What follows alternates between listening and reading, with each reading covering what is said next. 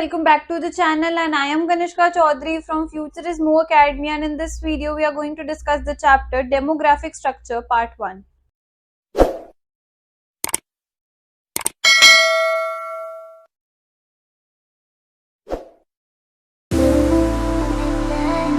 We are going to study the meaning of demography कि demography होता क्या है और आगे उसके concept के बारे में. Demography is the study of systematic study of population. ये पॉपुलेशन की पढ़ाई होती है. इसके अंदर हम death rate, birth rate, life expectancy rate और ये सब देखते हैं, और ये सब आप इसके अंदर पढ़ोगे भी. The term is of Greek origin. Greek origin का ये वर्ड है और ये दो वर्ड से बना हुआ है. Demos meaning people and graphein meaning description. तो what is the meaning of demography? Demography का मतलब फिर क्या हो गया आपका? पीपल, लोगों का डिस्क्रिप्शन, लोगों की पढ़ाई. Now demographic studies the trend and process associated with population. क्या पढ़ते हैं ये? ट्रेंड्स पढ़ते हैं, प्रोसेस पढ़ते हैं कि पॉपुलेशन का पैटर्न. मैंने अभी आपको बताया birth, death, migration, structure, composition, population such as relative women की कितनी प्रोपोर्शन है, मेन की कितनी प्रोपोर्शन है, कितने फीमेल्स बेबी बॉर्न हो रहे हैं, कितने मेल्स बेबी बॉर्न हो रहे हैं, इस एज ग्रुप के कितने लोग, इस एज ग्रुप में कितने लोग हैं, इस एज ग्रुप में कितने लोग हैं. सब कुछ आप डेमोग्राफी के अंदर पढ़ते हो. There are different variety of demography including formal, L is missing, including formal demography, which is a largely quantitative field, and social demography, which focus on social, economic and political aspect. तो अब आप demography के अंदर दो type की demography पढ़ोगे. एक आप पढ़ोगे फॉर्मल डेमोग्राफी और दूसरी आप पढ़ोगे social demography.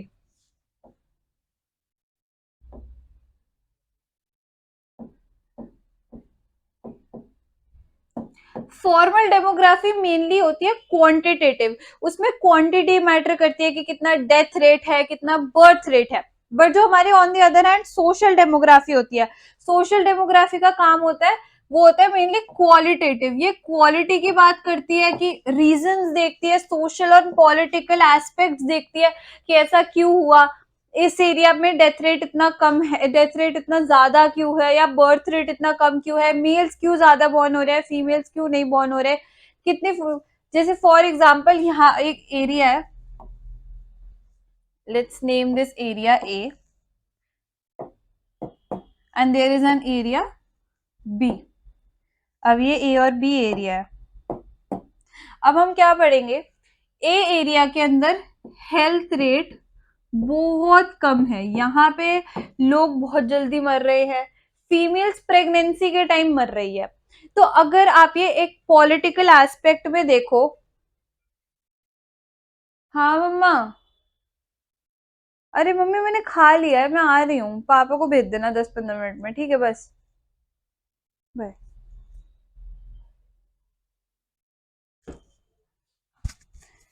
In the area A, जो ए है उसके अंदर जो हमारा हेल्थ रेट है वो बहुत कम है. प्रेगनेंसी के टाइम फीमेल्स की डेथ हो रही है बहुत ज्यादा. तो इससे क्या पता चलता है कि यहाँ पे हेल्थ फैसिलिटी अच्छी प्रोवाइडेड नहीं है. अगर अब हम इस ए एरिया के बारे में फॉर्मल डेमोग्राफी के तरीके से बात करें तो उनका मेन मोटिव क्या है? वो जाएंगे वहां पे सर्वे कंडक्ट करवाएंगे, सेंसस कंडक्ट करवाएंगे. उससे उन्हें ये पता चलेगा कि हाँ इस साल इतनी फीमेल्स की डेथ हुई, अगले साल इतनी फीमेल्स की डेथ हो सकती है. वो ये सारी चीजें कौन बताएगा? फॉर्मल डेमोग्राफी बताएगी. बट क्यों डेथ हो रही है? उनको बेटर हेल्थ फैसिलिटीज प्रोवाइडेड नहीं है, अच्छे डॉक्टर्स अवेलेबल नहीं है, उनको अच्छा न्यूट्रिशन नहीं मिल रहा है अपनी प्रेगनेंसी के टाइम, जिसकी वजह से जो बेबी बॉर्न हो रहा है वो भी इतना अच्छा नहीं, वो भी इतनी अच्छी कंडीशंस में बॉर्न नहीं हो पा रहा है. तो ये सारी चीजें, ये जो सारे एस्पेक्ट्स है वो कौन देखेगा? वो आपकी सोशल डेमोग्राफी देखेगी. तो ये वहां पे कैसे कैसे हॉस्पिटल्स और इस्टेब्लिश करवाने चाहिए, विलेजेस के नियर बाय इस्टेब्लिश, जैसे आसपास इस्टेब्लिश करवाने चाहिए, जिसकी वजह से उनको इतना टाइम पीरियड ना आए, उनका इतना गैप ना आए कि उनको और प्रॉब्लम फेस करने पड़े. इसलिए ये सारी चीजों का ध्यान कौन देगा? हमारी सोशल डेमोग्राफी देगी. और demographic studies are based on the process of counting such as census and survey, which includes a systematic collection of data of people in a specific territory. अब जैसे हमारा एरिया हो गया बी, अब क्या होगा, एक सेंसस कंडक्ट करवाया जाता है 1881 के अंदर, हमारा फर्स्ट सेंसस कंडक्ट कराया गया था इंडिया के अंदर कंडक्ट कराया था। अब क्या है, सेंसस 10 ईयर के गैप में होते हैं, ठीक है। अब यहाँ पे क्या होता है, सेंसस 10 ईयर के गैप में होता है, वहां पे क्या कैलकुलेट करा जाता है, कितना डेथ रेट है, कितना बर्थ रेट है, इवन आर इकोनॉमी भी उसमें कैलकुलेट करते हैं कि इतना मनी रख होगा, ऐसे होगा, ये सब कुछ सेंसस कंडक्ट कराता है। तो सेंसस और सर्वे कैसे कंडक्ट होते हैं, जैसे ये बी है, इसकी पर्टिकुलर टेरिटरी है, अब इसके अंदर कि जितने भी लोग हैं, जो उनकी स्टडी होगी, वो हमारा डेमोग्राफिक स्टडी होगी। और कैसे होगा, ऑब्वियसली ऐसे खुद तो लोग आके बताएंगे नहीं हम ऐसे डेथ हुई होगी, वो काउंटिंग के थ्रू होता है। वो लोग लोगों को काउंट करते हैं कि कितने बेबीज बॉर्न हुए, कितने लोगों की डेथ हुई, कितने लोग किस रीजन से डेथ हुई, यहाँ पे कोई दिक्कत है, यहाँ पे कोई फाइनेंशियल प्रॉब्लम लोग फेस कर रहे हैं, पावर्टी के अंडर है यहाँ पे लोग, ये सारी चीजें हमारा सोशल करेगा।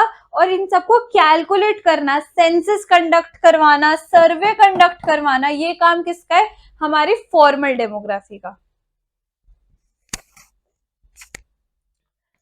Let's go to the next slide. Demography is a field that is of special importance to sociology. In fact, the emergence of sociology and its successful establishment. अब हमारे जो सोशोलॉजी है, जो हम सोशोलॉजी सब्जेक्ट पढ़ रहे हैं, उसके अंदर डेमोग्राफी बहुत इंपॉर्टेंट कंसेप्ट है। और अगर डेमोग्राफी नहीं होती तो हम सोशोलॉजी कंडक्ट ही नहीं करवा पाते, क्योंकि why, sociology is the study of people. Sociology के अंदर आप सोसाइटी की बात करते हो, सोसाइटी में लोग रह रहे हैं, अब हमें यही नहीं पता होगा कि वहां पे लोगों को क्या दिक्कत आ रही है, तो हम उसका सोशोलॉजी कैसे उस चीज पे डिबेट करेगी, कैसे उस चीज को डिस्क्राइब करेगी। तो इसलिए डेमोग्राफी पहले सोशोलॉजी को सारा डाटा प्रोवाइड करता है, सारा डाटा रिटर्न में प्रोवाइड होता है कि इतना यहाँ पे डेथ रेट हुई, इतनी यहाँ पे बर्थ रेट हुई, उसके बाद सोशोलॉजी आगे जाके निकालती है कि हाँ दिस इज द रीजन, ये इस वजह से आप ये प्रॉब्लम फेस हो रही है, इनइक्वालिटी है, इसलिए यहाँ पे लोगों को जॉब नहीं मिल रही, इसलिए लोग पॉवर्टी लाइन के अंडर रह रहे हैं। तो ये सारे रीजंस है, इसलिए सोशोलॉजी और डेमोग्राफी एक दूसरे से बहुत ज्यादा इंटरकनेक्टेड है और एक दूसरे के लिए बहुत ज्यादा इंपॉर्टेंट है। Two different processes happened to take place at roughly the same time in Europe during the later half of the 18th century, the formation of nation state. अब हम nation state के बारे में पढ़ेंगे। नेशन स्टेट, हमारा nation और state जब एक दूसरे से इंटरकनेक्टेड होता है, अगर नेशन नहीं होगा तो स्टेट नहीं होगा, स्टेट नहीं होगा तो नेशन नहीं होगा। ये पूरा आगे चैप्टर में टॉपिक है, उसके अंदर आप ब्रीफली पढ़ोगे। The modern state has began to expand its role and function. जो पहले जो states होते थे, it had for instance began to take an active interest in development of early form of public health management, policy and etc. जो हमारे modern state है वो ज्यादातर कैपिटलिस्टिक होते हैं। कैपिटलिज्म के अंदर क्या होता है कि सब कुछ प्राइवेटली ओन होता है, तो वो इतना ज्यादा बेटर हेल्थ फैसिलिटीज या पब्लिक वेलफेयर नहीं करते हैं। बट अब ऐसा नहीं है, they had started expanding their role and function. उन्होंने रोल एंड फंक्शन अपना एक्सपैंड करा है, उन्होंने काम करना स्टार्ट कर दिया। policy, maintenance of law and order, economic policy relating to agriculture and industry, taxation, revenue generation, and the governance of city. This new and constantly expanding sphere of state activity required the systematic and regular collection of social statistics, various aspects of population and economy. Population और economy को साथ में लेकर चलना पड़ता है कि economy भी हमारी अपलिफ्ट हो और जो हमारी पॉपुलेशन है उनकी कंडीशन भी बेटर होती रहे। तो ये चीज है कि उसके लिए हमारा, अगर आपको ये चीज करनी है तो उसके लिए जो हमारा स्टेट है, हमारी जो गवर्नमेंट है, उसको वेलफेयर के लिए काम लोगों के लिए कॉन्टिन्यूसली करते रहना पड़ेगा। उनको बेटर हेल्थ फैसिलिटीज प्रोवाइड करनी पड़ेगी, उनको बेटर जॉब्स अपॉर्चुनिटी प्रोवाइड करनी पड़ेगी, तभी जाके कुछ हो सकता है।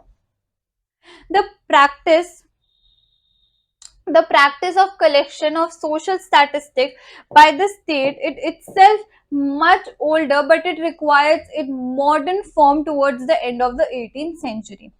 क्या हुआ था, पहले वो अलग तरीके से डाटा कलेक्ट करते थे, but after a period of time data collection का जो प्रोसीजर था वो थोड़ा मॉडर्न हुआ और उन्होंने नई तरीके से कलेक्ट करना स्टार्ट करा.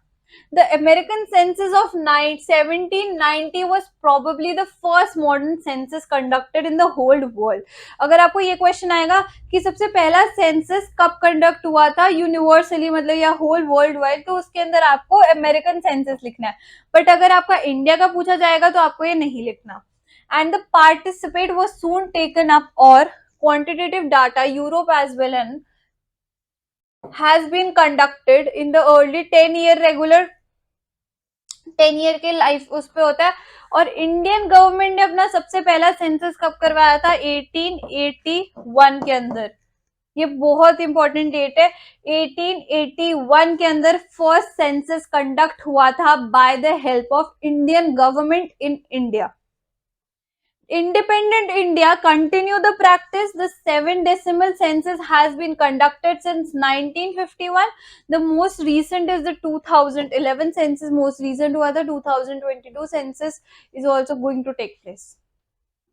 Let's start with a new slide. इसके अंदर mainly ये पढ़ेंगे कि जो हमारी डेमोग्राफी है वो एग्रीगेटिव स्टैटिस्टिक या न्यूमेरिकल कैरेक्टरिस्टिक पे भी बहुत ज्यादा डिपेंड करती है. नंबर बहुत मैटर करते हैं डेमोग्राफी के अंदर और वो ही हमारा एक सोशल फिनोमिना क्रिएट करते हैं. इवन दो कंट्री लेवल और state level statistic like the number of death पर 1000 ये सब कुछ हमें करना होता है. हमारे जो हमारे एमिली डर्कलिम है उन्होंने हमें बोला कि जो रेट ऑफ सुसाइड है, सुसाइड रेट जानना बहुत ज्यादा इंपॉर्टेंट है हर नेशन के लिए, हर स्टेट के लिए, क्योंकि उसके पीछे भी बहुत सारे रीजंस होते हैं. फर्स्ट ऑफ ऑल, हर जो बंदा सुसाइड करता है उनका रीजन सेम नहीं होता, सबका अपना खुद का रीजन होता है. तो उस चीज के बारे में स्टडी करना बहुत ज्यादा इंपॉर्टेंट है कि आगे हम उस चीज के ऊपर सोसाइटी को एक बेटर अपॉर्चुनिटी प्रोवाइड कर पाए कि जो चीज उस पर्सन ने फेस करी थी वो फिर से किसी और को फेस ना करनी पड़े. फॉर एग्जाम्पल, वो एजुकेशन में इतना स्ट्रांग नहीं था या वो किसी पेपर में फेल हो गया, तो यही चीज किसी और के साथ ना हो. तो बेटर एजुकेशन प्रोवाइड करनी चाहिए या बेटर हेल्थ फैसिलिटीज प्रोवाइड करनी चाहिए. फाइनेंशियल कंडीशन सबकी पूरे नेशन की होल वर्ल्ड वाइड अच्छी होनी चाहिए. तो इसलिए इन्होंने कहा था कि सुसाइड रेट के अंदर इंडिविजुअल हिज और हर सर्कमस्टांसेस बिल्कुल अलग होते हैं और इसलिए सुसाइड रेट पढ़ना बहुत ज्यादा इंपॉर्टेंट है. So guys, this is it for today's video, and if you like the video, please subscribe the channel and press the bell icon for more updates. And if you want any online or offline classes, you can comment down below or contact the number given below. And for more updates, please connect with us on Instagram, Facebook and Telegram.